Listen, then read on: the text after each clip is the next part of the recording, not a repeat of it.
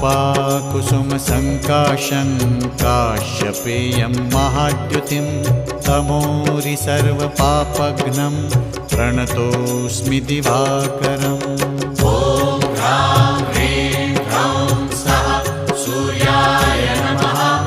ॐ ह्रां ह्रीं ह्रौं सः सूर्याय नमः। जपाकुसुमसङ्काशं काश्यपेयं महाद्युतिं तमोरि सर्वपापघ्नं प्रणतोऽस्मि दिवाकरम्। ॐ ह्रां ह्रीं ह्रौं सः सूर्याय नमः।